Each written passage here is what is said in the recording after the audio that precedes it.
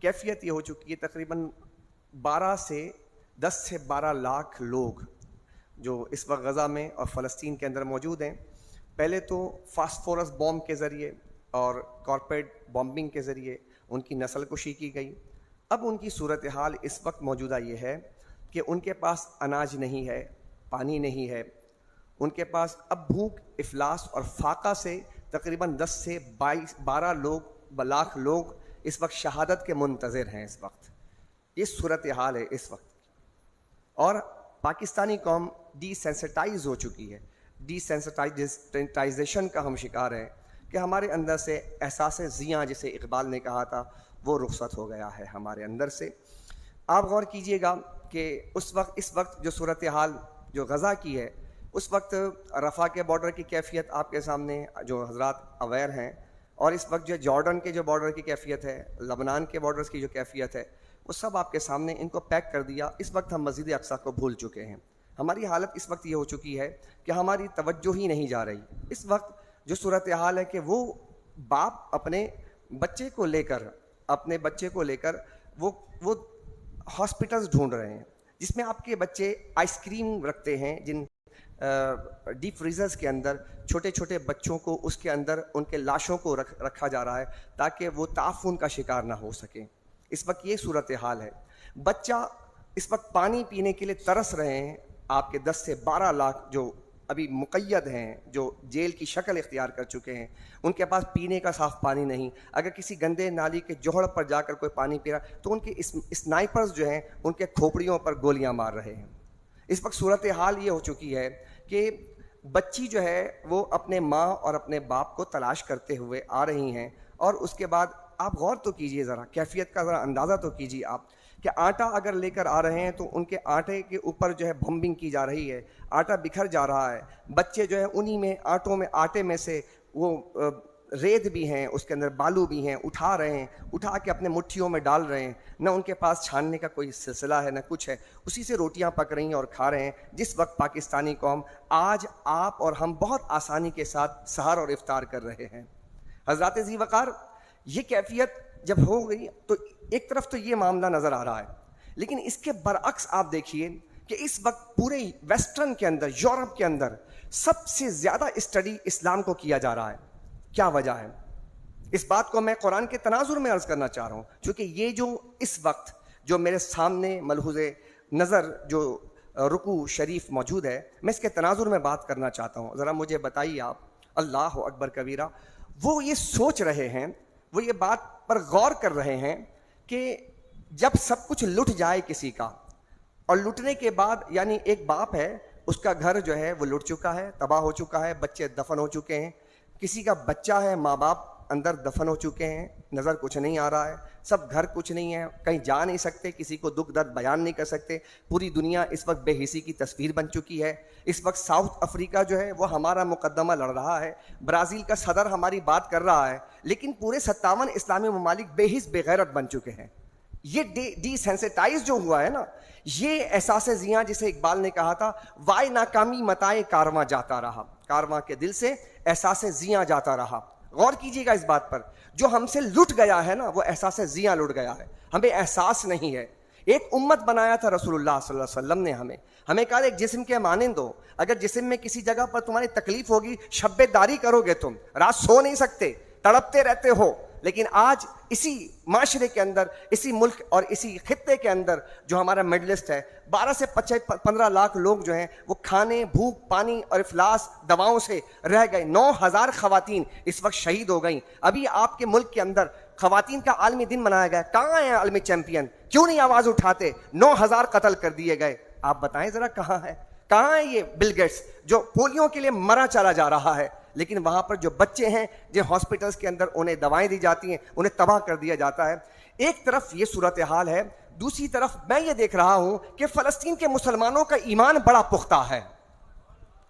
وہ جو آیات بینات قرآن کریم بیان کر رہا ہے, ان آیات کی وہ جیتی جاگتی تفسیر بنے ہوئے ہیں. ہم قرآن پڑھ رہے ہیں, ہم قرآن کریم کی تلاوت کر رہے ہیں, ہم قرآن کی تفسیر بیان کر رہے ہیں, اور وہ عملی تفسیر بنے ہوئے ہیں. اس وقت وہ اس آیت کریمہ کے مصداق بنے ہوئے ہیں کہ ایک بچہ ایک بچی جو ہے اس کے یعنی ایک ماں اس کا سب کچھ لٹ گیا. ماؤں کا حال یہ ان کے پاس دودھ نہیں ہے, وہ اپنے بچوں کو کھجور, چھوٹے نوزائیدہ بچوں کو کھجور ایک کپڑے میں لپیٹ کر اسے چساتی ہے اور بالآخر بچہ مر جاتا ہے.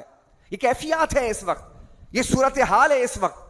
اور ہم کہتے ہیں کہ جب یورپ اور ویسٹرن کو دیکھتے ہیں تو وہ کہتے ہیں کہ یہ کون لوگ ہیں کہ جن کا سب کچھ لٹ گیا ہے, اور لٹنے کے بعد اتنا صبر کہاں سے آیا ان کے پاس. اسلام کی بات سمجھیے, اسلام آپ کو کس مقام پر لا کر کھڑا کرتا ہے. اللہ اکبر. ایک لڑکی نے انٹرویو دیتے ہوئے کہا کہ میں نے جب ایک خاتون کو دیکھا کہ اس کا گھر برباد ہو گیا ہے, اس کے سارا کا سارا کنبہ شہید ہو گیا ہے, اور اس کے بعد وہ اپنے چبوترے پر بیٹھ کر وہ اللہ کا شکر ادا کر رہی ہے. کہا کہ اس کا یقین کہاں سے آیا ہے, کہ اس کا یقین, اس یقین جیسا یقین دنیا میں کسی کا نہیں ہوگا.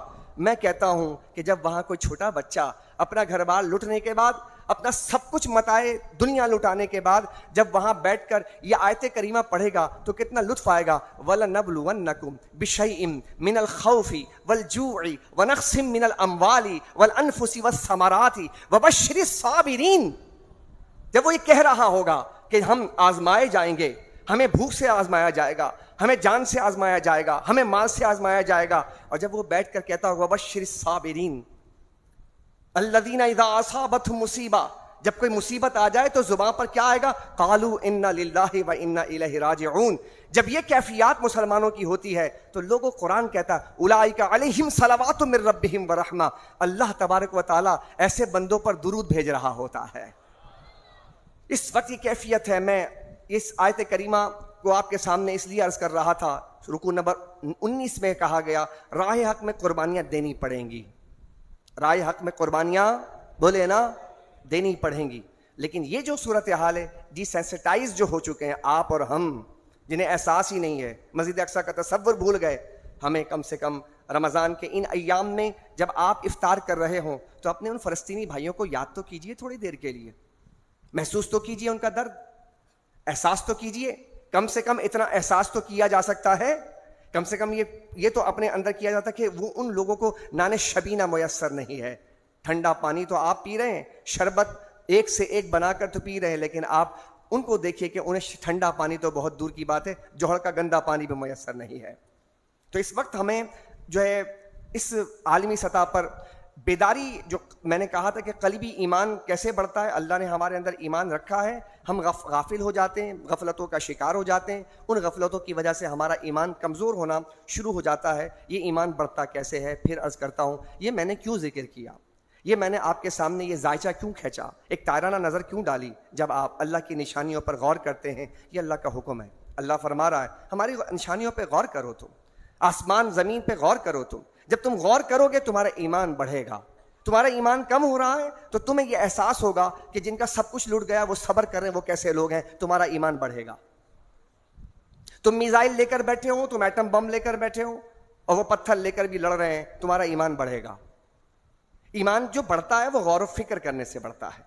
ایمان ایسے نہیں بڑھے گا آپ اپنے کھوکے میں بیٹھ جائیں, گھروں میں بیٹھ جائیں, اور آپ جناب مزے سے کھانا پینا کھا رہے ہو اور آپ کہہ رہے کہ ماشاءاللہ بڑی زبردست اس دفعہ رمضان شریف کے بڑے مزے آ رہے ہیں, لوگ بڑھ گئے, سب کچھ بڑھ گئے. لوگ تو بڑھ گئے لیکن ایمان کہاں بڑھ رہا ہے؟ لوگ تو آ رہے ہیں مسجدوں کی طرف, لیکن ایمان کہاں بڑھ رہا ہے؟ ایمان بڑھائیے دوستو. آگے آئیے, میں عرض کرتا ہوں, دیکھیے کہ آیت کریمہ جو جہاں سے آغاز ہو رہا ہے, ان آیت کریمہ میں غور کیجیے آپ. رکوع نمبر 22 سے آغاز ہوا. آج تلاوت آپ نے سماعت فرمایا. رکوع نمبر 22 میں کیا فرمایا؟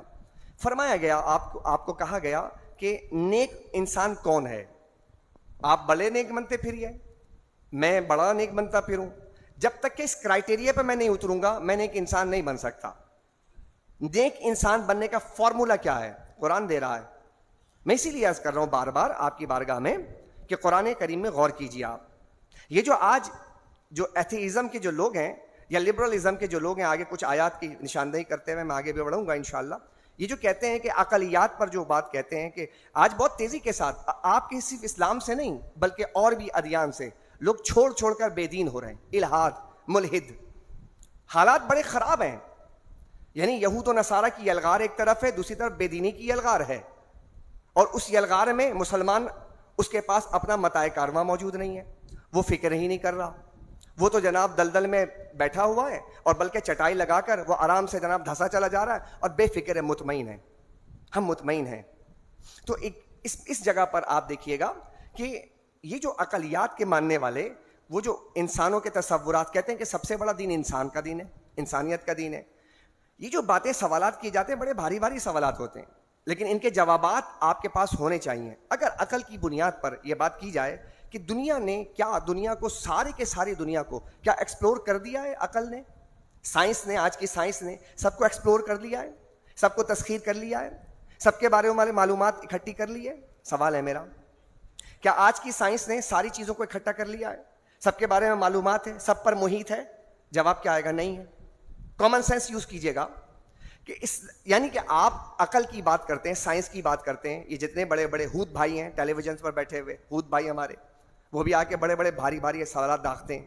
غلام احمد پرویز, انہوں نے جناب جو ہے اس سے پہلے بہت سے اعتراضات قائم کیے, مسلمان اپنے آپ کو ڈکلیئر کر کے کیا. جاوید احمد غامدی نے کیا, مرزا محمد علی مرزا کر رہا ہے. یہ جو کام کر رہے ہیں, یہ جو ایکٹیویٹی ہو رہی ہے اسلام کے اندر, جو ایکٹیویٹی ہو رہی ہے, میں ایک سوال پوچھنا چاہتا ہوں نوجوانوں سے.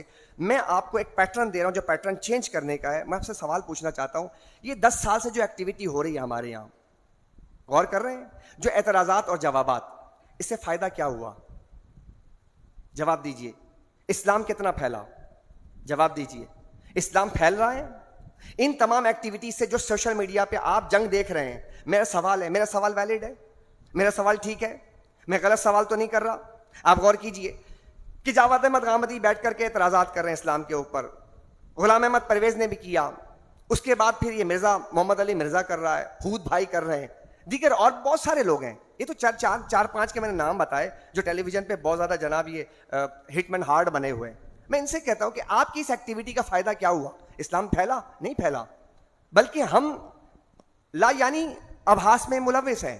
میں تو یہ دیکھ رہا ہوں کہ وہ جب ایوبی کا جب حملہ ہو رہا تھا, انگلینڈ کے سامنے اور صلیبی طاقتیں کھڑی تھیں, اور جب ایوبی نے کہا کہ جا کے لوگوں کو دیکھ کر آؤ کہ یہ کیا کر رہے ہیں, صلیبی طاقتیں کیا کر رہی ہیں, تو صلیبی طاقتیں اس وقت ایوبی کے حملے کے نتیجے میں کیا کر رہے تھے؟ ان کا مناظرے کر رہے تھے. کیا مناظرے کر رہے تھے؟ ایوبی نے پوچھا کیا مناظرے کر رہے تھے؟ جنگ کی کیفیت ہے, تبل بچ چکا ہے اور تلواریں تیز ہو چکی ہیں, اور اس وقت کیا ہو رہا تھا؟ صلیبی طاقتیں ادھر کھڑی ہیں, ناچ گانے ہو رہے تھے, عمرا جناب عیاش ہوئے پڑے تھے, اور ان کے مذہبی طبقے کے اندر کیا ہو رہا تھا؟ سن رہے ہیں آپ؟ مذہبی طبقہ بحث کر رہا تھا, مناظرے کر رہا تھا. کس بات پر؟ کہ حضرت عیسیٰ علیہ السلام کا پیشاب پاک ہے یا ناپاک ہے. اس وقت ایوبی نے کہا تھا کہ جب قوم اتنی بے ترتیب ہو جائے, اتنی بے انتظام ہو جائے, اور فکر و شعور سے اتنی یعنی کہ لا یعنی ہو جائے, اور بالکل بنجر زمین ہو جائے ان کے سوچ اور فکر کی, تو کہ ان پر جناب حملہ کر دو, یہ ہار جائیں گے. ایوبی نے اس وقت حملہ کیا, جیت گیا ایوبی. میں کہنا چاہتا ہوں کہ آج ہماری کیفیت ان چند ٹکے ٹکے کے لوگوں نے کیا اسلام کا مذاق اڑا کر یہاں پر لا کر اسلام کو نہ کھڑا کر دیا؟ کہ اسلام کو کن بحثوں میں کھڑا کر دیا؟ آپ جن پر اعتراض کر رہے ہیں, جن صوفیہ پر اعتراض کر رہے ہیں, اور جن علماء پہ آپ اعتراض کر رہے ہیں, وہ ایک ایک عالم دین نے ہزاروں نہیں لاکھوں لوگوں کو مسلمان کیا تھا. آپ اتنی جماعت لے کر سوشل میڈیا پہ اتنے ویوز لے کر اور اتنا سب کچھ لینے کے بعد کیا فائدہ ہے؟ جواب آپ کو ملے گا نہیں, کچھ بھی نہیں ہو رہا ہے, اسلام کو کوئی فائدہ نہیں ہو رہا ہے. میں کہوں گا خدا کے واسطے, اگر مرزا محمد علی مرزا تک یہ آواز پہنچتی ہے, میں اس سے کہتا ہوں خدا کے واسطے بس کر دو, اس قوم پر رحم کرو. یہ قوم ابھی اس وقت بہت زیادہ اپاہج ہو چکی ہے, اس کی بیساکھیاں چھینی جا چکی ہیں. تم اس قوم کے بچوں کے ساتھ کیا کر رہے ہو؟ نہ کرو ایسا. تم چشتی رسول اللہ کا نعرہ لگا لگا کر, نہیں ہے ہمارا عقیدہ, نہیں کہتے ہم, پوچھو یہاں بیٹھے ہوئے جتنے سارے, تم غلط الزامات لگاتے ہو, بے بنیاد باتیں تم کرتے ہو, تم نے غلط باتیں کہی ہیں لوگوں سے. میں بیٹھا ہوں یہاں پر, یہ بیٹھے ہیں میرے لوگ, پوچھیں ان سے کون کہتا چشتی رسول اللہ. تم کیوں غلط بیانیاں کر رہے ہو, تم کیوں تہمتیں لگا رہے ہو تم؟ اس طرح ایک بہت بڑا مسئلہ کریٹ ہو رہا ہے, اس سے ہم ایک دوسرے کے سامنے کھڑے ہو رہے ہیں. آپ ہماری بات لے کر کے جو ہمارا عقیدہ نہیں, ہمارے نظریات نہیں, ہمارے اسلاف نے ایسا لکھا نہیں, ہمارے اسلاف نے کبھی ایسا کیا نہیں, آپ نے ان پر دھر دیا لے کر. ہم کہتے ہیں ایسی باتوں کو نہیں مانتے. خواجہ معین الدین چشتی کی طرف اگر کوئی یہ بات کرتا ہے, ہم کہتے ہیں نہیں مانتے, میرے خواجہ کا عقیدہ کبھی ایسا نہیں ہو سکتا ہے. جو توحید کے جام پلانے والے. جتنے توحید کی بات ہمارے اسلاف نے صوفیوں نے کی ہے نا, میرے خیال میں آپ کو کہیں اور ایسی آبھاس نہیں ملے گی. توحید, خالص توحید پر. حضور غوث الاعظم شیخ عبد القادر جیلانی رحمۃ اللہ تعالی کا وقت آخر ہے, آج یوم ولادت تھی, وقت آخر ہے, جو آپ کے آخری پیغامات ہیں اس پیغام کو پڑھیے. خدا کی قسم توحید خالص بیان کرتے ہوئے دنیا سے جا رہے ہیں. ہمارے اسلاف نے یہ کیا ہے. ہمارے اسلاف کی کتابیں پڑھیں. شاید آپ جاہل ہیں, آپ نے چند کتابیں پڑھ لی ہیں, روایت زدہ آدمی ہیں آپ کو تھوڑا شرم آنی چاہیے. تھوڑی کتابیں پڑھیں اور اس کو حقانیت کے ساتھ, حق اور سچ کے ساتھ. آپ کہیں یہودیوں کے روش پہ تو نہیں چڑھ پڑے کہ بعض آیتوں کو چھپا دیتے ہیں, بعض کو بیان کر دیتے ہیں. آپ اس سے بہت ساری غلط فہمیاں پیدا ہو رہی ہیں. میں شاید اس طرف آپ کی توجہ دلاتے دلاتے تھوڑا آگے نکل گیا, دوبارہ واپس آتا ہوں. اب آئیے, عقلیات کے ماننے والے, اگر آپ یہ کہتے ہیں کہ سب کچھ سائنس ہے, سب کچھ عقل ہے, چلیے آپ کی بات مان لیتے ہیں, تو بتائیے کہ کیا پوری کائنات کو ایکسپلور کر لیا؟ جواب آئے گا نہیں. تو جو چیز باہر نہیں ہے, جو چیز ایکسپلور کرے گی تو وہ باہر رہے گی. میں جب احاطہ کروں گا, میری نظر احاطہ کرے, میں باہر ہوں. لیکن جب میری نظر احاطہ نہیں کرے گی تو میں اس کے اندر آ جاؤں گا. تو جب دنیا کے اندر عقل ہے, کائنات کے اندر عقل ہے, عقل اس سے باہر نہیں, محیط نہیں ہے, تو جو چیز اندر ہوگی تو آپ بتائیں کہ وہ کیسے دنیا کو چلائے گی؟ جو اندر ہوگی وہ کیسے چلائے گی؟ جو باہر ہوگا وہ چلائے گا نا. بات سمجھ رہے ہیں آپ؟ جو چیز باہر ہوگی وہ احاطہ کرے گی نا. لیکن عقل جب اندر آ جاتی ہے, عقل نے ظاہر سی بات ہے سب چیزوں کا احاطہ کیا نہیں ہے, تو عقل اس کے اندر ہے. اب سوال یہ پیدا ہوتا ہے کہ جب عقل اندر ہے اس کائنات کے, تو پھر اس کا بنانے والا بھی کوئی ہوگا. اس سوال کا جواب پہلے ڈھونڈیے, اس کے بعد ہم آپ سے بات کرتے ہیں. جب عقل اندر ہے اس کائنات کے, چونکہ کائنات کو, سارے کے ساری کائنات کو اس نے جناب ابھی ایکسپلور نہیں کیا, تسخیر نہیں کیا. جب نہیں کیا تو نتیجہ کیا نکلے گا کہ عقل محیط نہیں ہے, عقل کا احاطہ کیا گیا ہے. غور کر رہے ہیں؟ تو جب عقل کا احاطہ کیا جا رہا ہے, تو عقل کا احاطہ جب کیا جا رہا ہے تو عقل محدود ہے. عقل کیا ہے؟ اور کائنات وسیع ہے. آپ اس کو تھوڑا سا نظر انداز کرتے ہوئے آگے بڑھیے. پہلے آسمان تک کیا آج تک کوئی سائنسدان جا سکا؟ چلیے آپ اسپیڈ کو چھوڑ دیجیے. آپ سے عرض کرتا ہوں کہ کیا پہلے آسمان تک کوئی سائنسدان جا سکا؟ آپ آہستہ اسپیڈ سے جاتے, نہیں گئے. جب نہیں گئے تو آپ بتائیں کہ اس آسمان کے اوپر کیا ہے. اس کا مطلب ہے کہ پھر آپ کو کسی کی ضرورت پڑے گی کہ جو اس بات کو سمجھائے کہ اس کے اوپر کیا ہے. آپ کو ضرورت پڑے گی, آپ کی عقل کو ضرورت پڑے گی, آپ کے اس علم کو ضرورت پڑے گی, ورنہ آپ کی علم جو ہے وہیں پر ڈھیر ہو جائے گا. تو ہم یہ کہتے ہیں کہ دیکھیے, مذہب جو ہے, مذہب تصورات دیتا ہے. مذہب جو ہے اس کا کام یہ نہیں ہے کہ ایکسپلور کر کے بتائے.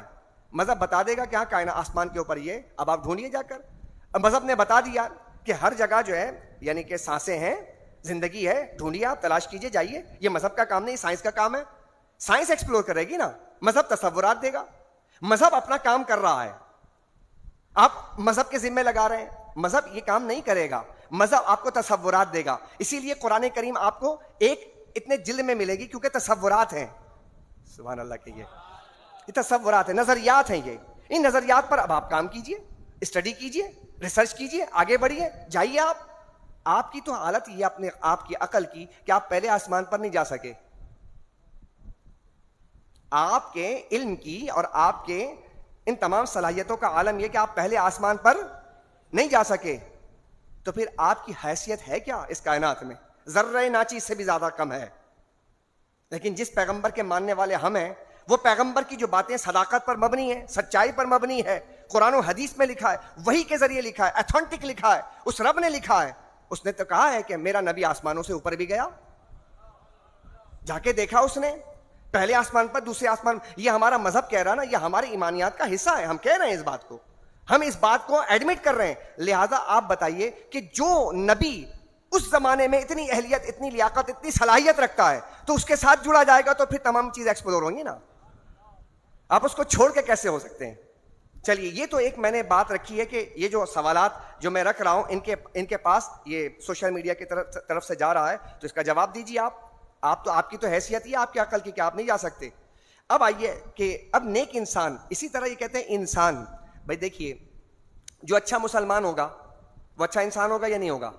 جو اچھا انسان ہوگا وہ اچھا مسلمان نہیں ہو سکتا. ضروری نہیں ہے. بہت سارے ہندو ہیں, بہت سارے جو غیر مسلم ہیں, اپنے آپ کو اچھا انسان کہتے ہیں لیکن اچھے مسلمان نہیں ہیں. دیکھیں, مذہب جو ہے وہ آپ کو اچھا انسان بناتا ہے. تو مذہب اوپر ہوتا ہے، انسان نیچے ہوتا ہے. اسی لیے آج آپ دیکھیں گے نئے نئے الفاظ، اس کو ایک ٹرم یوز کی جاتی نفسیات میں، شاید آپ مجھ سے آگاہ ہو یا نہ ہو، میں ذکر نہیں کر رہا، لیکن ایک نفسیات میں ایک ٹرم یوز کی جاتی ہے. غیر محسوس انداز میں میسیجز کنوے کیا جائے اور نیریٹو بلڈ کر دی جائے، بیانیہ جاری کر دیا جائے، قوم کا ذہن بننا شروع ہو جائے گا. مثال کے طور پہ ARTV پر اگر ایک ڈرامہ چلتا ہے، اس ڈرامے کے اوپر جناب ایک خاتون ہے، وہ ایک مرد کو ایک زوردار زناٹے دار چماٹ مار دیتی ہے، تماچا مار دیتی ہے، اور کہتی ہے کہ تم نے میرا ہاتھ کیسے پکڑا میری اجازت کے بغیر. کیا سوال کیا؟ کچھ سمجھ آ رہی بات؟ میں نے کہا نا کہ میں پیٹرن چینج کر کے آپ کے سامنے درس قرآن رکھوں گا تاکہ قرآن کریم کو آپ سمجھیں، قرآن کے تصورات کو سمجھیں، اور آگے جو آپ کے مقابلہ جن سے ہے وہ کس طرح کن کن نفسیاتی پہلو سے کھیل رہے ہیں آپ کے. انہوں نے کیا نیریٹو بلڈ کیا، کیا بیانیہ جاری کیا. ایک خاتون نے بھری محفل کے اندر ایک مرد کو چماٹ مارا، تماچا مارا، اور تماچا مارنے پر ایک جملہ جو کہا ہے وہ جملہ غور کرنے والا ہے کہ تم نے میری اجازت کے بغیر میرا ہاتھ کیوں پکڑا. کیا مطلب؟ کہ اجازت کے ساتھ کیا جا سکتا ہے. توجہ ہے؟ اب پہلے اسٹیپ میں یہ بات کہہ دی گئی اور یہ بات نکل گئی. اب خواتین کا ذہن بنے، یعنی کہ اب آہستہ آہستہ یہ ذہن بننا شروع ہوتا ہے. یہ کام آج کا نہیں ہے، یہ کام تو پہلے سے کیا جا رہا ہے. 1709 کی بات ہے. اٹھائیں آپ ہیمفرے کے اعترافات پڑھ لیجیے. آپ ہیمفرے جو 10 بڑے بڑے جینیس قسم کے جو آفیسرز تھے انٹیلیجنس کے، UK کے، اس وقت تاج برطانیہ کے، ان میں سے ہیمفرے تھا. ہیمفرے نے کیا کہا کہ مسلمانوں کے مرد بہادر ہوتے ہیں. توجہ ہے؟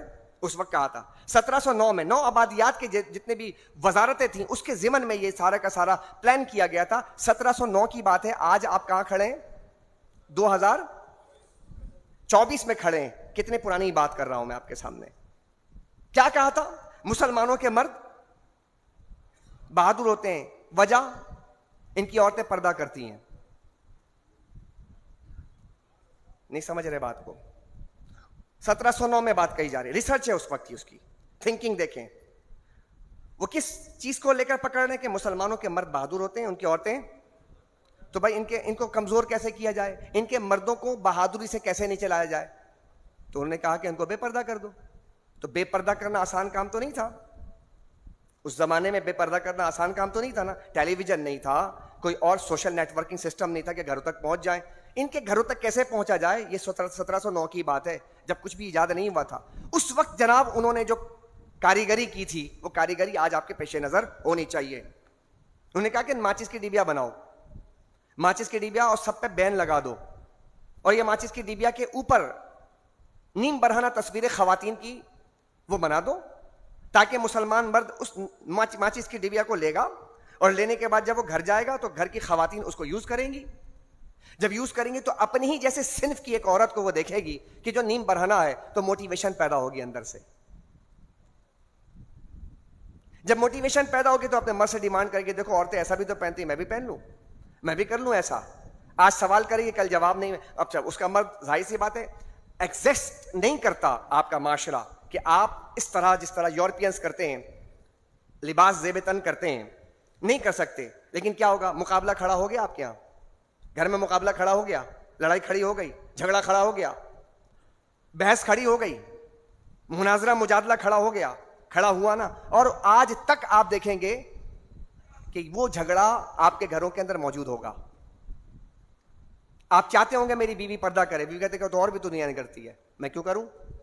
لوگ اور بھی تو نکلتے ہیں، ایسے نکلتے ہیں، میں کیوں کروں؟ فائدہ کیا ہے؟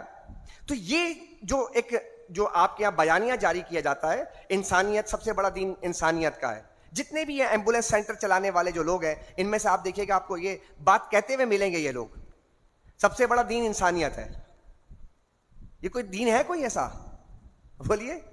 آج ہی تو آپ نے پڑھا ہے امام صاحب نے آج جو سورہ آل عمران کے دوسرے رکوع کو اینڈ کیا ہے، تو اینڈ میں کیا کہا؟ ان الدین عند اللہ الاسلام. اللہ کے نزدیک پسندیدہ دین کیا ہے؟ اسلام ہے. ختم ہو گئی بات. یہ کہاں سے آ گیا دین انسانیت والا دین اور انسانوں والا دین؟ تو یہ باتیں کی جا رہی ہیں، کی جاتی رہیں گی. ہمیں کیا کرنا ہے؟ ہمیں اپنے کھوٹے سے بن کر رہنا ہے. آپ نے قرآن سے جڑ کر رہنا ہے. قرآن کے الفاظ کی تعبیرات کو وہی دیکھنا ہے جو اللہ اور اس کے رسول نے بیان کیا ہے. یہ چیزیں طے شدہ چیزیں، اس کو ڈسکس نہیں کرنی، طے ہو چکی ہیں. آئیے دیکھیے، پورے اسلام، پورے دین کو اگر آپ تمام تعلیمات کو نچوڑیں، آپ تمام تعلیمات کو نچوڑیں، تو نچوڑنے کے بعد 4 چیزیں نکلیں گی. کتنی نکلیں گی؟ 4 چیزیں نکلیں گی. نمبر 1 عقائد، نمبر 2 معاملات، نمبر 3 عبادات، اور نمبر 4 اخلاقیات. بس یہ 4 چیزیں نکلیں گی. تعلیمات جسے آپ کہتے ہیں، جو تعلیمات سے جس سے کوئی معاشرہ جنریٹ ہوتا ہے، اس میں پہلے عقائد. توجہ رکھیے، قرآن کی طرف ہم دوبارہ آ گئے، اپنے مقام پر آ گئے، آغاز پر آ گئے. 4 چیزیں: عقائد، معاملات، عبادات، اخلاقیات. یہ جو سورہ بقرہ کے رکو نمبر 22 میں اللہ نے چاروں باتوں کو ایک ہی آیت میں جمع فرما دیا ہے. سبحان اللہ کہہ دیجیے. آپ غور کر رہے ہیں؟ پڑھ کے سنا دوں؟ درود شریف پڑھیے. اللہم صلی علی سیدنا و مولانا محمد وعلی آل سیدنا و مولانا محمد وبارک وسلم. صلاۃ و سلام علیک یا رسول اللہ وعلی آلک و اصحابک یا حبیب اللہ. آیت کریمہ لیس البر ان تولوا وجوہکم قبل المشرق. نیکی یہ نہیں ہے کہ نماز میں تم پھیر لو اپنے رخ کو مشرق کی طرف یا مغرب کی طرف، بلکہ ولکن البر.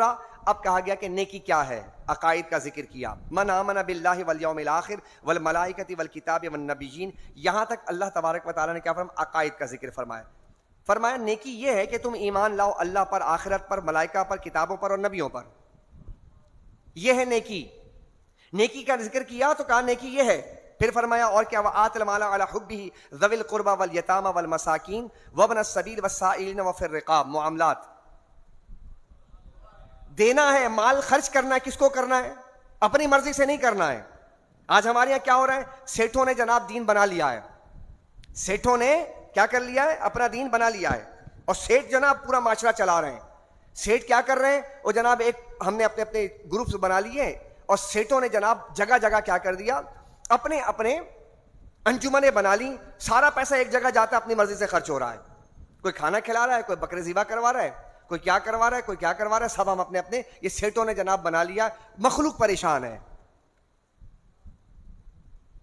یعنی کہ عزیز و قارب ہمارے ارد گرد کے، ان کے اندر جو ہمارا جو قرآن کہتا ہے وآت المال علی حبہ، کہ تم اپنا مال خرچ کرو اللہ کی محبت سے رشتہ داروں میں، یتیموں پر، مساکین پر، وابن السبیل اور مسافر. سب سے پہلے اللہ نے رشتہ داروں کا ذکر فرمایا. بولے فرمایا نا. یہ قرآن کا نقطہ نگاہ ہے. جب قرآن کے نقطہ نگاہ سے دیکھیں گے تو چیزیں درست ہوں گی. قرآن سے ہٹیں گے چیزیں بگڑ جائیں گی. ہمارا بگاڑ کی وجہ کیا ہے؟ قرآن سے دور ہو گئے، بگاڑ شروع ہو گیا، اپنی مرضی سے دین بنا لیا. لہذا اپنی مرضی سے نہیں چلنا. سیٹھ دین نہیں چلائے گا، ہمارا سیٹھ دین نہیں چلائے گا. ٹھیکیدار نہیں بنے گا سیٹھ. سیٹھ اپنے اوقات میں رہے گا. سیٹھ پر بھی پابندی ہے کہ وہ بھی قرآن و حدیث کے مطابق چلائے گا. بات سمجھ رہے ہیں؟ آگے چلیے. اللہ سبحانہ و تعالیٰ نے ان آیات میں اس کا ذکر فرمایا. اس کے بعد رمضان، قرآن اور روزے کا ذکر رکو نمبر 23 میں بیان کیا گیا. اسی طرح اللہ کی راہ میں قتال اور انفاق فی سبیل اللہ کا ذکر جو ہے رکو نمبر 24 میں کیا گیا. میں تیزی میں آگے چلتا ہوں. اس کے بعد رکو نمبر 25 میں فرمایا گیا جزوی عمل کرنا دین پر. اس کا نتیجہ کیا نکلے گا؟ عیسائیوں نے معاف کیجیے گا، یہودیوں نے جزوی دین پر عمل کیا. ہفتے کے دن جناب شکار منع ہے، جناب وہ اپنی مرضی سے کر رہے ہیں شکار. سبت کے دن اچھا، اور کیا کر رہے ہیں صاحب؟ اپنی مرضی سے چیزوں کو چھپا رہے، چیزوں کو بتا رہے ہیں. یہ کرے جزوی دین پر عمل. نتیجہ کیا نہیں کہ اللہ نے ذلت اور رسوائی ان پر مسلط فرما دی. اب قرآن کریم نے اس مقام پر سورہ بقرہ کے رکوع نمبر 25 میں فرمایا یا ایھا الذین آمنوا ادخلوا فی السلم کافہ، اے ایمان والو پورے کے پورے دین اسلام میں داخل ہو جاؤ. جزوی نہیں چلے گا، اپنی مرضی سے نہیں چلے گا. میرا دل چاہ رہا ہے اتنا لے لوں، میرا دل چاہ رہا ہے نہیں لینا. یہ دین نہیں ہے. یہ دین ہے. کیا خیال ہے ہمارا حال ایسا ہے کہ نہیں ہے؟ مرضی کے مطابق. اگر مرضی کے مطابق چلائیں گے تو نقصان ہے. صحابہ کرام اپنے جانوں پر کھیل کر سارا کا سارا دین اپنے اوپر نافذ کرتے تھے. نتیجہ کیا تھا؟ اللہ نے ان کو سربلند فرما دیا. یہ قرآن کریم نے یہاں پر اصول بیان کیا. اس کے بعد دیکھیے گا پھر فرمایا جنت کا حصول رکوع نمبر 26 میں. جنت کا حصول آسان نہیں ہے. جنت کا حصول آسان. اب میں آپ کو ایک ذکر کرتا ہوں. جب بمباری ہو رہی نا، کتنے لوگ ایسے ہیں جن کو کفن نہیں ملا غزہ میں، لیکن میں آپ کو رپورٹڈ بات کر رہا ہوں، جب ان کو ہٹایا جا رہا ہے نا، خدا کی قسم یہ لوگ کہہ رہے ہیں وہاں پر، جو لوگ کہتے ہیں کہ اس کے اندر سے ایسی ایسی خوشبوئیں آ رہی ہیں کہ ہم نے ایسی خوشبو نہیں سونگھی ہے. یہ کس کی خوشبو ہے؟ شہداء کی خوشبو ہے. یہ شہداء کی خوشبو ہے، ان کے جسموں کی خوشبو ہے کہ جو بے گور کفن جو ہے وہیں پر دب کر رہ گئے، تعفن ہونا چاہیے تھا. یہ خوشبو کون پیدا کرتا ہے؟ اللہ فرماتا ہے اتنی آسانی سے دین جنت نہیں ملتی ہے، جان جوکھم میں ڈالنا پڑتا ہے. یہ شہادت گہے الفت میں قدم رکھنا. لوگ آسان سمجھتے ہیں مسلمان ہونا، مسلمان ہونے کے لیے تیر کھانے پڑیں گے، بلم کھانے پڑیں گے، بھوک و پیاس برداشت کرنا پڑے گا، اپنے بچوں کو کٹوانا پڑے گا. جب سب کچھ لٹ جاتا ہے اور اس کے بعد رب پوچھتا ہے اب کیا حال ہے، تو بندہ کہتا ہے اللہ تیری رضا پر راضی ہوں. اس کو کہتے ہیں دین، اس کو کہتے ہیں دین. کہ کربلا میں سب کچھ لٹنے کے بعد وہاں پر واویلا نہیں ہے. یہی تو ہم اختلاف کرتے کہ تم ماتم شاتم کرتے ہو اور کہتے ہو کہ صاحب واویلا. ہم نے کہا واویلا تو ہوا ہی نہیں تھا وہاں تو صبر و شکر اور تسلیم و رضا کے پیکر تھے وہ سارے. وہ سب لٹنے کے بعد بھی کہتے ہیں اللہ تو راضی ہے کہ نہیں ہے. وہاں تو یہ باتیں ہو رہی تھی. تم یہ کیا کہتے ہو کہ جناب بے صبری اور جناب ایک مصیبت اور آہو بکا، یہ تم نے جو کہانیاں گھڑ لی ہیں یہ کہانیاں نہیں ہیں کربلا میں. کربلا تو درس دیتا ہے صبر و استقامت کا. یونیورسٹی ہے کربلا، تو سیکھنا ہے تو وہاں سے سیکھیں آپ. یہ قرآن کریم نے بیان کیا کہ جنت کا حصول اتنا آسان بولیے نا نہیں ہے. سبحان اللہ سبحان اللہ. جب شہادت ہو رہی تھی تو ادھر جناب سیدتنا ام سلمہ رضی اللہ عنہا خواب دیکھ رہے کہ حضور علیہ الصلوۃ والسلام کے جسم مبارک پر کچھ مٹی اور بال میں مٹی ہے، اور ہاتھ میں ایک ڈبیا ہے، شیشہ ایک ڈبیا تھی، اس میں خون جمع تھا. کہا کہ یا رسول اللہ یہ کیا ہے؟ کہا کہ حضرت امام علی مقام شہید کر دیے گئے ہیں. اب اندازہ لگائیں کہ جہاں مقتل ہے، جہاں شہادت ہو رہی ہے، وہاں رسول اللہ موجود ہیں. تو آپ مجھے بتائیں جہاں رسول اللہ موجود ہوں گے وہاں کون کون نہیں ہوگا؟ بولیے نا. جہاں رسول اللہ ہوں گے وہاں کون کون نہیں ہوگا؟ ہوگا نا. تو اندازہ لگائیں جب اس طرح کی شہادتیں ہوتی ہیں اور جب یہ معاملات ہوتے ہیں تو پھر اس وقت اللہ تبارک و تعالیٰ کی طرف سے رحمت نازل ہوتی، حلے لے کر آئے جاتے ہیں، نورانیت برسائی جاتی ہے، سکینہ لے کے اترا جاتا ہے. یہ سب کچھ ہوتا ہے. اسے چونٹی کے کاٹنے کے برابر بھی اثر نہیں ہوتا ہے. یہ کیسے ہوتا ہے؟ یہ اللہ کی رحمت نازل ہو رہی ہوتی ہے. ہم سمجھ رہے ہوتے ہیں کہ وہ پھٹ گیا، وہ ختم ہو گیا. یہ آپ سمجھ رہے ہیں، میں سمجھ رہا ہوں، لیکن قرآن اور حدیث میں اللہ نے فرمایا کہ جب اسے قتل کیا جاتا ہے تو چونٹی کے کاٹنے سے بھی کم اسے تکلیف دی جاتی ہے. ہائے ہائے ہائے. یہ قرآن ہے. یہ قرآن کہتا ہے صبر. اب مجھے بتائیں اگر اسلام کو آپ اپنے معاشرے سے ہٹائیں تو صبر کی تعبیرات کہاں سے ملیں گی آپ کو؟ آپ کو کیسے پتہ چلے گا کہ ہم نے مصائب و آلام میں صبر کرنا ہے؟ تو اسلام ہے جو ہمارے درمیان موجود ہے، قرآن موجود ہے جو ہمیں بتا رہا ہے کہ کس مقام پر کس وقت میں کیا آپ کو کرنا ہے. یہ صرف اور صرف آپ کا اسلام بتاتا ہے، کوئی اور مذہب نہیں بتاتا. آگے چلیے. خواتین سے متعلق مسائل بیان کیے گئے. رکوع میں خواتین رخصتی سے پہلے طلاق کا مسئلہ بیان کیا. رخصتی سے پہلے طلاق اگر ہو جائے تو فرمایا کہ آدھے مہر کو ادا کر دیا جائے. پھر طلاق کے مسائل کو بیان کیا. شادی شدہ جوڑے بیٹھے ہوتے ہیں، ان کو طلاق کے مسائل پڑھنے چاہیے. زبان سے الفاظ نکال دیے، آپ نے جو ہے تعلیمات اسلام کو پڑھا نہیں، اس کے بعد آپ کہتے ہیں فتویٰ جاری کروا دیں. فتویٰ تو جاری ہوگا ہی نہیں. فتویٰ تو وہی جاری ہوگا جو آپ نے کر دیا، اس پہ جاری ہوگا. لہٰذا آپ کو شریعت مطہرہ کے احکام طلاق کے مسائل کو سمجھنا چاہیے. طلاق کی 3 اقسام ہیں: طلاق رجعی، طلاق بائن، طلاق مغلظہ. اور اس کو کسی اور کیٹیگری میں بھی تقسیم کیا گیا: طلاق حسن، طلاق احسن، طلاق بدعی. اس کو اقسام میں تقسیم کیا گیا. مغلظہ طلاق وہ ہے کہ جو ایک مرتبہ دے دیا جائے، 3 طلاق دے دی جائے تو بیوی حرام ہو جاتی ہے. لہٰذا اس طلاق کو ذہن میں رکھنا چاہیے. اگر طلاق کی نوبت آ بھی جاتی ہے، ہمارے پاس مسئلے مسائل آتے ہیں، لوگ کہتے ہیں کہ زندگی بڑی اجیرن ہو گئی، اب ہمیں طلاق دینا ہی دینا ہے. ہم کہتے ہیں طلاق رجعی دیتے، کہتے ہیں ابا نہیں مان رہے. تو بھائی ابا کی تو نہیں ماننی نا، شریعت جو کہہ رہا ہے اس کی مانیں آپ. ابا کہتے ہیں بس 3 دے کے فارغ کرو. بات سمجھ رہے ہیں؟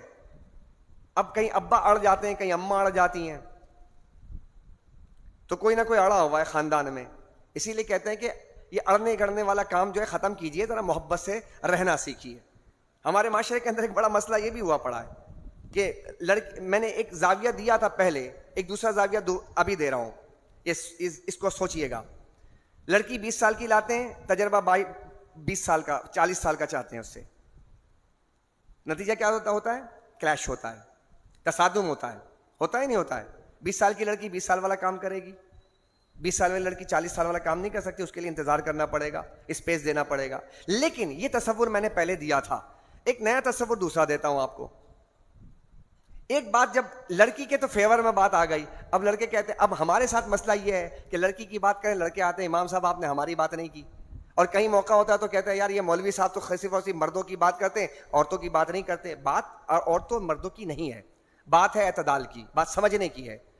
بات مزے لینے کے لیے, انٹرٹینمنٹ کے لیے مت سنیے بھائی, بات کو سمجھنے کے لیے سنیے بھائی, کہ سمجھنا ہے اس کو. بات غلط ہے, ساس کو سمجھائے, اپنی ماں کو سمجھائے نا, اماں خیر کرو ذرا, 20 سال کی بچی ہے, 22 سال کی ہے, آپ اسے کہتے ہو کہ ایسے بھی کر دے تو ویسے بھی کر دے, ایسا نہیں ہوتا ہے, تھوڑا انتظار کرنا پڑے گا, امی کو سمجھانے کی ضرورت ہے. لیکن وہ لڑکی بھی تو غلط کر رہی ہے. وہ لڑکی کیا غلط کرتی ہے؟ وہ ساس کو دیکھتی ہے کہ ساس کے جناب بڑے مزے ہیں بھائی, بڑی فیسلٹیز ہے, انگوٹھی چاچر سونے کے پہن کے گھومتی ہے, اور جناب جو ہے کیا ٹھاٹ ہے گھر میں, چابی سب جناب اس کے جناب وہ دوپٹے میں بندھی رہتی ہے, مالکن بنی ہوئی ہے. اب جناب وہ ڈیمانڈ کرتے شوہر سے کہ بھائی میں نے بھی ایسے ہی کرنا ہے مزے, تو بھائی ساس کو مزے کرنے کے لیے 40 سال انتظار کرنا پڑا. اگر تجھے بھی یہ مزے کرنے تو تجھے بھی 40 سال انتظار کرنا پڑے گا, تو جھگڑا ختم ہو گیا نا بھائی. ہر 2 ساتھ زاویے دیکھیں تو جھگڑے لڑائیاں, اس کی بنیادی وجہ کیا ہے کہ جو چیز بعد میں ملنی ہے اس کو ہم ابھی چاہتے ہیں. کرنٹ افیئر میں ابھی چاہیے بھائی, ابھی نہیں ملے گا, ابھی جو ہے وہی ملے گا. تو اب اس کا حل صرف ایک ہے, کیا ہے؟ جو مل گیا اس پہ اکتفا کریں. حل کیا ہے؟ قناعت. بولے کیا ہے؟ اسلام نے ہر ایک شعبے کے اندر آپ کے لیے اصول دیے ہیں. کیا کرنا چاہیے؟ کیا قناعت. کیا کرنا چاہیے؟ قناعت کیا چیز ہے؟ جو مل گیا اس پہ اکتفا کر لیں. رب, اچھا اگلا جملہ دے دوں, رب کی تقسیم پر راضی ہو جائیے. اس سے بڑا جملہ اور کیا ہو سکتا ہے؟ اگر یہ جملہ سمجھ میں آپ کو آتا ہے تو رب کی تقسیم پر بولیے نا, رب کی تقسیم پر راضی ہو جائیے. اب آپ 4 بھائی ہیں, ایک بھائی ماشاءاللہ اچھا کھاتا پیتا ہے, تو رب کی تقسیم پہ راضی ہو جائیں آپ. 3 بہنیں ہیں, اب ایک بہن کو دیکھ کے آپ کا دل خامہ خواہ جناب جو ہے ڈوبا چلا جا رہا ہے, مت ڈبائیں نا اپنے دل کو. آپ رب کی تقسیم پہ راضی ہو جائیے کہ اللہ نے اس کو اتنا دیا, مجھے اتنا دیا, میرے نصیب میں یہی تھا, اگر میں نے صبر کر لیا تو قیامت میں اس سے زیادہ مل جائے گا مجھے. سلوشن کی طرف آئیں پلیز برائے مہربانی. تو قرآن حل پیش کرتا ہے, اور حل بھی بڑے پیارے انداز میں کرتا ہے. آئیے بڑے تیسرے پارے میں آ گئے ہم. تیسرا پارا جب شروع ہوا ہے بڑے پیارے انداز میں ہوا, سبحان اللہ کہہ دیں. ہمارے نبی کی شان بیان ہو رہی, تلک الرسل فضلنا بعضهم علی بعض. یہ رسول ہیں کہ ہم نے ان کو ایک دوسرے پر فضیلت عطا فرمائی ہے. اس سے پہلے رکوع میں فرمایا تھا وہ طالوت کا اور جالوت کا واقعہ یہاں پر بیان کیا گیا, تابوت سکینہ کا ذکر کیا گیا. میں بس جلدی اس کو لے کر چل رہا ہوں کیونکہ پچھلے درسوں کے اندر اس کا ذکر ہو چکا ہے, لہٰذا تفصیلات میں جانے کی ضرورت نہیں ہے. لیکن اس رکوع میں بیان کیا کہ چناؤ جب کیا جائے لیڈرشپ کا, تو لیڈر کے اندر مال مت دیکھو, اس کے اندر ایبلٹی دیکھو, صلاحیت دیکھو, اس کے اندر کیا دیکھو, اس کے اندر علم دیکھو, معاملہ فہمی دیکھو کہ کیا وہ معاملہ فہم ہے یا نہیں ہے. ہمارے یہاں جس کے پاس مال زیادہ وہی لیڈر بنا ہوا ہے, اور انہوں نے ہی قبضہ کر رکھا ہے پورے پاکستان کے اوپر. نتیجہ ہمارے سامنے ہے. ان سے نہیں چلنے والا ملک, ان کو ہٹانا پڑے گا, ان کو گٹروں میں ڈالنا پڑے گا, ان کو بہانا پڑے گا, کہیں یہ جا کے مر کھپ جائیں تو پھر کہیں جا کے ہمارا ملک چلے گا, ورنہ ان گندے لوگوں سے ملک چلنے والا نہیں ہے. بات سمجھ آتی ہے آپ کے؟ نہیں آتی ہے, نہیں آتی تو کوئی بات نہیں, آپ سودا کسی اور کو بھیج دیں گے بھائی. لیکن بات یہی ہے, ان سڑان والے لوگوں سے ملک نہیں چلنے والا, پاکیزہ لوگوں سے چلے گا. تھنکنگ جن کی پازیٹیو ہو, سمجھدار ہو, جو خود غربت کی زندگی گزار کر اوپر آئے ہوں, انہیں پتا ہو کہ رعایا کی غربت کیا ہوتی ہے. جو ساری زندگی منرل پیتا ہوتا ہے اور منہ ٹیڑھا ٹیڑھا کر کے جناب کہتا ہے کہ جناب ہمیں بڑا درد ہے. تیرے کو کیا درد پتا ہے؟ تو نے ساری زندگی منرل پیا, تجھے کیا پتا گٹر کے پانی پینے والے لوگ کیسے زندگی گزار رہے ہیں. ذرا صبح اٹھ کر کے سحری میں اٹھ, تیرے گھر کے اندر اٹھیں اور پتہ چلا جب چولہا جلائیں تو پتہ چلے گا جناب چولہے میں گیس ہی نہیں ہے, پھر پتہ چلے گا زندگی کیسے گزرتی ہے. تمہیں کیا پتا؟ تم نے تو جناب رمضان شریف کو بھی نہیں چھوڑا, تم تو عبادت کا ذوق پیدا ہونے ہی نہیں دے رہے, الجھا کے رکھا ہوا ہے پوری قوم کو, نہ پانی گٹر اور صفائی اور اس میں لگا کے رکھا ہے. لیکن قصور تھوڑا ہمارا بھی ہے. ہم بحثے تھے قوم ذرا پاک صاف ہونا شروع کر دیں, اور اپنے آپ کو پاک رکھنا چاہتے ہیں تو آپ امید کیجئے خدا کی قسم آپ کا معاشرہ, آپ کی سوسائٹی پاک ہو جائے گی, آپ کی سوسائٹی گندگی سے صاف ہو جائے گی. ہم نہیں چاہتے, اٹھایا پھینک دیا, گٹر منہ میں جناب گندگی ہے کہیں بھی ڈال دیا. ہم بھی تو بہت بڑے مہان لوگ ہیں نا, ہم نے کون سا پاک صاف رہنا ہے؟ اگر کر بھی دیا تو کون سا کریں گے؟ من حیث القوم آپ اور میری ذمہ داری ہے کچرے کو کچرے دان میں ڈالنا چاہیے, اتنی تو سینس ہونی چاہیے نا. تھوکنے کی جگہ جو ہے وہ یہ نہیں ہے جہاں منہ آیا تھوک دیا, تو ایسی چیز کھا کیوں رہے ہو؟ غور کیجیے آپ. پورے یورپ میں کہیں بھی چلے جائیں, یہ گٹکا پان اور یہ جو اس طرح کے جو معاملات ہیں کہاں ہیں؟ آپ پیسہ بھی ضائع کر رہے ہیں. اب یہاں پہ تو کوئی یہودی نہیں ہے نا یہاں تو کوئی حکومت تو نہیں کہہ رہا کہ ہاں تم گٹکا کھاؤ منہ خراب کرو, اور جناب ایسا لگتا ہے کہ منہ کے اندر کوئی راکشش آئے ہوئے ہیں, خون جناب منہ میں لگا ہوا ہے. آپ غور کیجئے آپ کا منہ کیسا ہے. رب کائنات نے, کسی نے کہا تھا نا, ایک عورت کا مسئلہ آیا, غالباً امام اعظم ابو حنیفہ رحمۃ اللہ علیہ کے پاس آیا تھا. کہا کہ بھائی اس وہ بادشاہ تھا, اس نے کہا کہ بھائی اگر تو چاند سے زیادہ خوبصورت نہیں ہے تو تجھ پہ 3 طلاق. اب یہ مسئلہ آیا تو اب لوگ کہہ رہے ہیں کہ بھائی چاند سے زیادہ خوبصورت تو کیسے ہوگی, چاند تو بہت خوبصورت ہے. اب جب مسئلہ گھومتا گھومتا آیا تو پھر فرمایا, حضرت نے کہا کہ بھائی دیکھیں یہ تو اس کو طلاق نہیں ہوئی. حضرت طلاق نہیں ہوئی؟ کہاں؟ کہ قرآن کریم میں اللہ نے کیا فرمایا, لقد خلقنا الانسان فی احسن تقویم. اللہ نے انسان کو سب سے بہترین صورت میں پیدا کیا ہے. تو چاند جو ہے وہ بھی تو اس میں آ گیا کہ سب سے بہترین صورت میں جب اللہ نے پیدا کیا, سب سے بہترین انسان کو پیدا کیا, تو چاند بھی تو اس کے اندر ہے. لہذا قرآن نے انسان کو کہا ہے کہ سب سے بہترین صورت میں. تو جس کو اللہ نے اتنا بہترین صورت میں بنایا ہے تو کیوں بگاڑتے ہیں ہم؟ کسی کو دیکھو تو جناب فرنچ کٹ کاٹ رہا ہے, کسی نے بال کو ایسے بنایا ہوا ہے, مطلب عجیب و غریب, ہاتھ میں جناب دیکھے ٹیٹوز بنا رہے ہیں جی جناب کیا کیا, اور تو بندے پہن رہے ہیں, 4 بندے ناک میں پہن رہے ہیں. یہ سب اس کی طرف آ رہے ہیں جو وہ یورپ کر چکا ہے, آپ کو لایا جا رہا ہے. اسلام نے مصلح کرنے سے منع کیا ہے. اسلام ایک بات کہتا ہے, تجھے اتنا حسین بنایا تو اپنے آپ کو کیوں ایسا بنا رہا ہے؟ سبحان اللہ کہہ دیں. اسلام یہ کہتا ہے کہ جب اسلام یہ بھی پسند نہیں کرتا, ہائے ہائے ہائے, کہ جب تیرا منہ بگڑ رہا ہو نا جمائی کے وقت تو کہا ہاتھ رکھ لیا کر. تیرے نبی کو اس کا بھی خیال ہے. سبحان اللہ کہہ دیجئے یار. ارے جس نبی کو تمہارے چہرے کے بگڑنے کا خیال ہے, کہا کہ ہاتھ رکھ لیا کرو تاکہ سامنے والے کے سامنے تیرا چہرہ بگڑا ہوا نہ جائے. جس نبی کو اتنا خیال ہے وہ کبھی پسند کریں گے؟ نہیں کریں گے, نہیں کریں گے. لہذا اپنے چہرے کو, اپنے جسم کو دیکھا جائے. تو نبی پاک دو عالم صلی اللہ علیہ وسلم کو فرمایا تلک الرسل فضلنا بعضهم علی بعض, کہ یہ رسول ہیں, یہ تیسرا پارہ شروع ہو رہا ہے, جن کو ہم نے بعض کو بعض پر فضیلت عطا کی ہے. منہم من کلم اللہ, ان میں سے وہ ہیں بعض کہ جنہوں نے ہم کلامی ہونے کا شرف حاصل کیا. موسیٰ کلیم اللہ. ورفع بعضهم درجات, اور ان میں بعض وہ ہیں کہ جن کو سب پر درجوں بلند کر دیا. مفسرین سے پوچھا کہ یہاں پر سب پہ درجوں کس کو بلند کیا؟ کہ یہاں پہ محمد رسول اللہ کی ذات مراد ہے. سب پر درجوں بلند کر دیا. میرے نبی کی شان سب سے اعلیٰ, سب سے بالا, سب سے اولا و اعلیٰ ہمارا نبی, سب سے بالا و اعلیٰ ہمارا نبی. تو یہ قرآن کریم اعلیٰ حضرت رحمۃ اللہ تعالیٰ علیہ اگر کوئی شعر بیان کرتے ہیں تو اس کے پیچھے دیکھیے گا کہیں نہ کہیں کوئی آیت کریمہ آپ کو مل جائے گی. پھر رکوع نمبر 34 پہ آ جائیے. روز قیامت شفاعت کام آئے گی؟ یقیناً آئے گی. بعض لوگوں نے اس پہ بھی ڈنڈی مار دی, کہا کہ کسی کی شفاعت کام نہیں آئے گی. نہیں, شفاعت کام آئے گی. شفاعت سے دروازہ کھولے گا. نبی دو عالم صلی اللہ علیہ وسلم شفاعت کا دروازہ کھولیں گے. اس کے بعد پھر حضور علیہ السلام کی شفاعت سے پھر علماء, صحابہ, اور پھر اہل بیت, پھر علماء, پھر قرآن, پھر روزے, ان سب کی شفاعتیں ہیں جو احادیث طیبہ میں ذکر کیا گیا. اب ایک چیز اسی رکوع کے اندر ایک آیت ہے, بار بار لبرلز, تھوڑا اب لبرلز کا آپریشن کر لیتے ہیں. لبرلز جو ہیں وہ اس آیت کریمہ کو بار بار پیش کرتے ہیں. آپ نے بھی سنا ہوگا لا اکراہ فی الدین. کیا؟ یہ قرآن کی آیت ہے. قرآن کی آیت اپنی جگہ ٹھیک ہے, لیکن اگر آپ اس کو کسی غلط جگہ پر منطبق کریں گے تو نتیجہ غلط نکلے گا. لا اکراہ فی الدین 2 جملوں میں سمجھ لیجئے گا. لا اکراہ فی الدین جو ہے, دین میں جبر نہیں ہے, دین میں جبر نہیں ہے.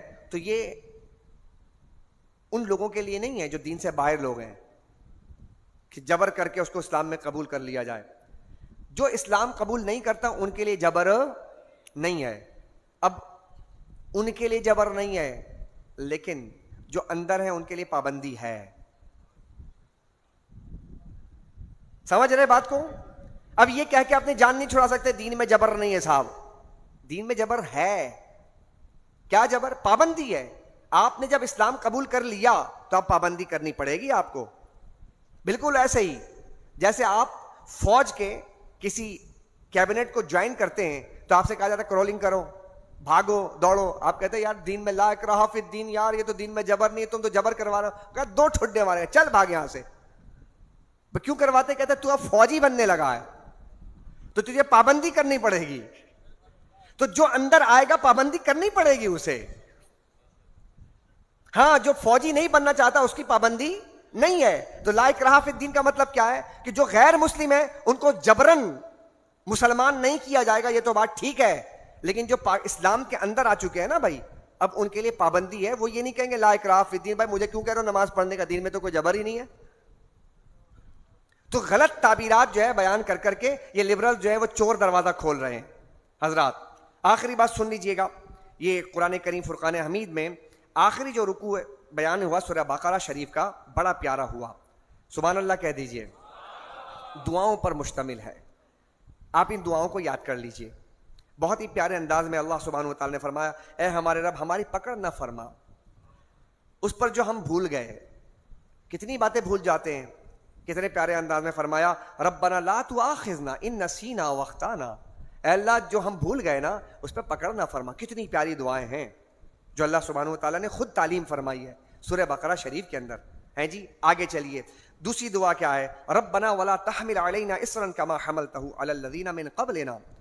اے ہمارے رب ہم پر وہ بوجھ نہ ڈال جو ہم سے پہلے آنے والوں پر ڈالا گیا. اللہ اکبر. ہم سے پہلے آنے والوں پر جو بوجھ ڈالا گیا وہ بوجھ نہ ڈال. ہم اٹھا نہیں سکیں گے، ہمارے اندر طاقت نہیں ہے. اللہ کیسے پیاری دعا سکھائی نا اللہ نے. تیسری دعا فرمایا ربنا ولا تحملنا ما لا طاقت لنا به. اے ہمارے رب ہم پر ایسا بوجھ نہ ڈال جو ہم نہ اٹھا سکیں.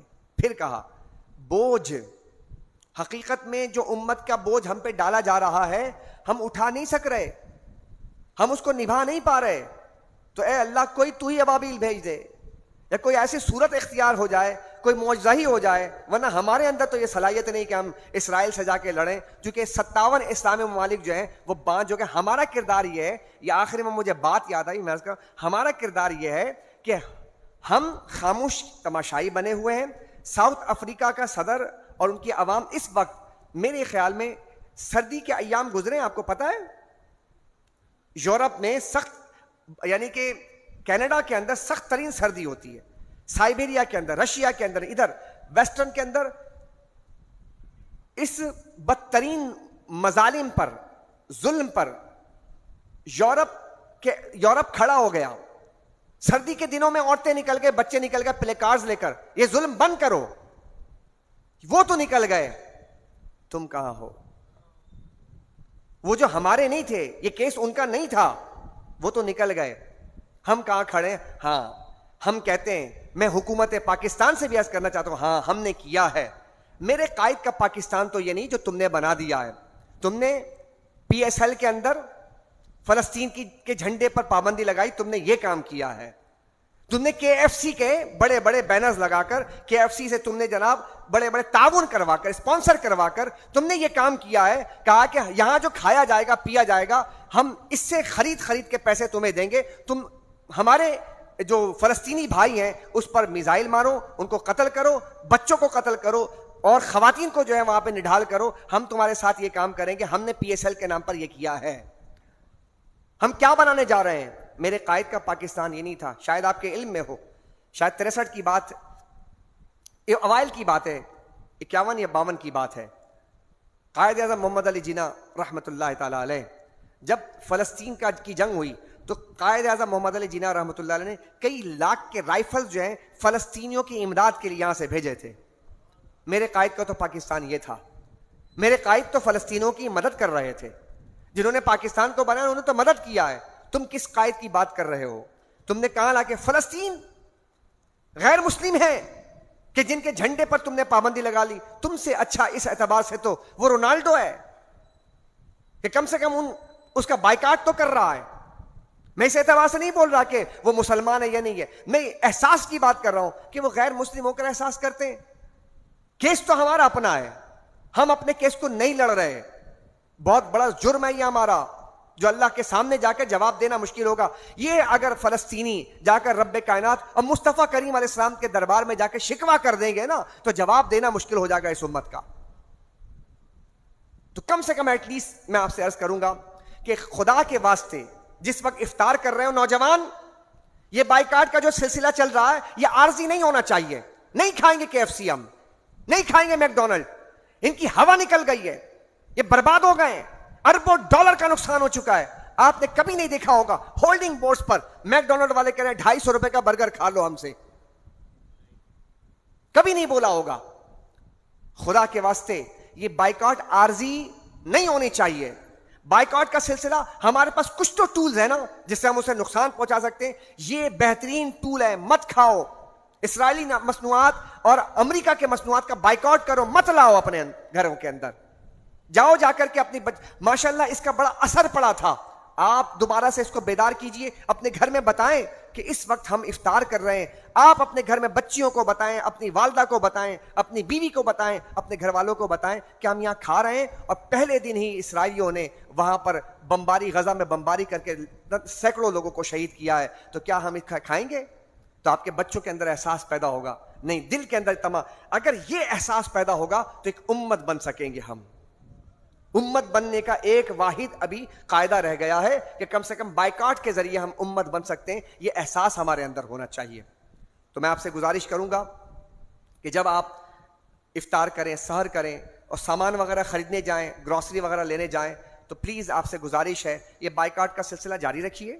اس سے انشاءاللہ بہت بڑا فرق پڑا ہے اور اس سے آئندہ بھی فرق پڑے گا. آپ کر کے تو دیکھیے، یہ گھٹنے ٹیک دیں گے. یہ سب پیٹ کی جنگ ہے، سب معاش کی جنگ ہے، سب معیشت کی جنگ ہے. ہمارے حکمرانوں کو صرف یہ بات سمجھ میں آ جائے تو ہماری تو جناب کایا پلٹ جائے گی. ہم ہی پیسہ دے دے کر ان کو میزائل وغیرہ کے لیے پیسے دے رہے ہیں جو ہم پر برسائے جا رہے ہیں. ہمیں اپنے مصنوعات پر اور پھر اس میں ایک چیز اور ہے کہ ہمارے لوگوں کو بہت بڑا اسپیس ملا. میں نے دیکھا کہ میں نے جا کے کئی جگہوں پر جب پوچھا کہ بھائی کولڈ ڈرنک ہے، انہوں نے کہا کہ ہاں ہے. ہم نے پوچھا کون سا؟ کا پیپسی کولا. ہم نے کہا نیکسٹ کولا رکھیں. کہہ رہے ہیں بھائی بات یہ ہے کہ نیکسٹ کولا جو ہے وہ آؤٹ آف اسٹاک ہو چکا ہے. کیا مطلب؟ مطلب یہ ہوا کہ آپ کے لوکل جتنے کمپنیز ہیں یا جو پروڈکٹس ہیں ان پروڈکٹس کو بہت زیادہ بوسٹ مل رہا ہے. اس سے فائدہ ہو رہا ہے. آپ کے لوکل جو بزنس ہے اس کو جو ہے یعنی بوسٹ مل رہا ہے، وہ آگے بڑھ رہا ہے. تو اسی طرح بہت ساری چیزیں ہیں. کپڑے کے برانڈ کی طرف آ جائیں، آپ دیکھیں غیر مسلم جو برانڈز ہیں ان کو یوز نہ کیا جائے. چائے سے ہٹ کر تھوڑا سا دوسری طرف آئے، یعنی کہ آپ اس کا کوئی نیم البدل یعنی اپنی لوکل جو پروڈکٹس ہیں اس کی طرف آئیں. تو انشاءاللہ عز و جل انڈونیشیا ہے، ملائیشیا ہے، اس کے بھی بہت سارے پروڈکٹس ہیں. اپنے مسلم ممالک کی چیزیں خریدیں، پرچیز کیجئے، غیر مسلموں کی چیزیں نہ خریدیں. تو یہ اس کے ضمن میں عرض کر رہا تھا. اب آخری جملہ، مجھ سے ایک بھائی نے مجھ سے پوچھا تھا امام صاحب آپ نے کہا تھا کہ یہ یہود و نصارہ راضی نہیں ہوں گے. میں آپ سے پوچھنا چاہتا ہوں آپ راضی کر سکتے ہیں ان کو؟ سنیے سنیے سنیے سنیے. آپ کے گھر کے اندر کوئی ایسا ہو جس کو آپ راضی کرنے کی کوشش کرتے ہیں، بہت کوشش کی، یہ بھی انعام دیا، گفٹ دیا، تحفے تحائف دیے، مٹھائی دے دی، جا جا کے ملاقاتیں کر لیں، وہ راضی نہیں ہوتے. بالآخر کیا فتویٰ جاری ہو جاتا ہے گھر والا، بھائی ان کے ساتھ تو رہنے دو، یہ راضی ہونے والے نہیں ہیں، یہ فیملی تو ایسی ہی ہے نا. ہمارے فیملی میں ایسا ہوتا ہے. ہمارے فیملی میں بہت سارے ایسے فیملی لوگ ہیں کہ جن میں ہم کہتے ہیں بھائی ان کو جتنا کچھ کر دو یہ راضی نہیں ہوتے. اچھا آپ نے یہ فتویٰ جو صادر کیا ہے اپنے تجربات کی بنیاد پر، اپنے آراء کی بنیاد پر، اپنے مشاہدات کی بنیاد پر، ٹھیک ہے، آپ نے کہا یہ مشاہدہ ہے، یہ تجربہ ہے ہمارا، یہ راضی ہونے والے نہیں ہیں. اب دوسری طرف آ جائیے، جس رب نے انسانوں کو بنایا ہے اور وہ جانتا ہے ہمارے سوچ، ہمارے فکر کو، ہمارے اندر کے پورے مشینری کو جانتا ہے. جب وہ کہہ دے کہ لوگوں مسلمانوں تم یہود و نصارہ کو راضی کرنے کی کوشش کرو، یہ راضی نہیں ہونے والے، تو بتائیں ہمارا تجربہ زیادہ اہم ہے یا رب کائنات کا کلام زیادہ اہم ہے؟ بولیے. قرآن کا درس میں وہیں ختم کر رہا ہوں. وَلَن تَرْضَىٰ عَنْكَ الْيَهُودَ وَالنَّصَارَىٰ حَتَّىٰ تَتَّبِعَ مِلَّتَهُمْ. یہود اور نصارہ ان دونوں قوموں کا ذکر کیا، یہ تم سے راضی نہیں ہوں گے، یہ رب نے فرمایا. اب ہمارے پاس ایتھنٹک دلیل ہے کہ یہ راضی نہیں ہے، تو ہم نے ان کو راضی نہیں کرنا ہے. یہ بات طے کر لیں، اور ایک بات اور ذہن نشین فرما لیں، ان سے مرعوب بھی نہیں ہونا. میں اپنے بچوں سے کہتا ہوں مرعوب بھی نہ ہونا، ان سے خواہ خواہ مرعوب نہ ہوا کرو. آپ ہو سب سے بڑے، آپ کو اللہ تبارک و تعالیٰ نے اس دنیا میں قوم محمد، امت محمد صلی اللہ علیہ وسلم بنایا ہے. تم ہو خیر، کنتم خیر امت، تمہیں کہا خیر امت، انہیں نہیں کہا خیر امت. خواہ خواہ مرعوب ہو جاتے ہیں ہمارے بچے. کس بات کا مرعوب ہوتے ہو؟ ہمارے پیارے نبی کی شان یہ ہے کہ جو ان سے جڑ جاتا ہے اللہ اسے خیر امت بنا دیتا ہے. اور کیا. اب ایک جملہ سنیے گا، بڑا زبردست قسم کا جملہ ہے. اللہ سبحانہ و تعالیٰ نے اسی رمضان میں 27 تاریخ کو کیا کیا سنیے. اللہ سبحانہ و تعالیٰ نے قدر والی رات میں قدر والے نبی پر، قدر والی امت پر قدر والی کتاب نازل فرمائی ہے. آپ خامہ خواہ مرعوب ہو رہے ہیں یار. نبی بھی قدر والا، امت بھی قدر والے، کتاب بھی قدر والی، رات بھی قدر والی. تو بھائی ان بے قدروں کے پاس کیا کرنا ہے جا کر کے؟ جو کچھ کرنا ہے ہم نے آپس میں مل کر کرنا ہے، ہم نے ساجنا ہے، ہم نے ایک دوسرے کا دست و بازو بننا ہے، ایک دوسرے کے ساتھ خیرخواہی کرنی ہے. محبتیں بانٹیے، نفرتیں نہ بانٹیے، ایک دوسرے کو برداشت کرنا سیکھیے. محبتیں بٹیں گی تو یہ معاشرہ آگے بڑھے گا. قرآن کا 10 ادب اور محبت ہے. اللہ تعالی ہمیں عمل کی توفیق عطا فرمائے. ربنا تقبل منا انک انت السمیع العلیم وتب علینا انک انت التواب الرحیم. اے اللہ، اس رات کے اس پہر میں 3 گھنٹے تیرے بندے بیٹھے اور تیرے گھر میں تیرے قرآن کو سننے کے لیے آئے. یا اللہ، صرف تیری رضا کے لیے. یہ ہمارا عمل کسی کو دکھانے کے لیے نہیں ہے. یا اللہ ہمارے اس چھوٹے سے عمل سے راضی ہو جا. یا اللہ جو ہم نے بیان کیا اس میں جو غلطی کوتاہی تیرے شان کے مطابق جو الفاظ تھے وعدہ نہ ہو سکے ہوں، تیرے نبی علیہ الصلوۃ والسلام کے مقام و مرتبے کے مطابق جو الفاظ ادا نہ ہو سکے ہوں، دیگر انبیاء سابقین کے شایان شان و الفاظ ادا نہ ہو سکے ہوں، تیرے کلام جو کلام اعلیٰ ہے اس کے شان کے مطابق جو الفاظ ادا نہ ہو سکے ہوں، اس پر معافی کے طلبگار ہیں، اس پر تجھ سے استغفار کرتے ہیں.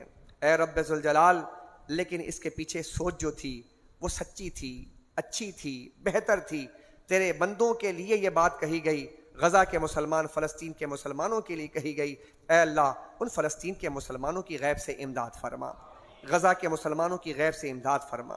کوئی معجزہ ہو جائے اے اللہ، کوئی شان ظاہر ہو جائے یا رب کریم، ان کو ان کا گھر واپس مل جائے، ان کی بستی انہیں واپس مل جائے، ان کا شہر، ان کے بچے انہیں واپس مل جائیں. اے رب ذوالجلال، پانی بوندوں کو ترس رہے ہیں، بھوک و افلاس اور فاقہ ہے. اے اللہ اپنے بندوں کو، کسی ایسے بندے کو کہ جو وہاں تک کھانا اور رسد وغیرہ لے کر جائے، اے اللہ اپنے بندوں تک اناج اور اسباب عطا فرما دے. سبحان ربک رب العزت عما یصفون وسلام علی المرسلین والحمد للہ رب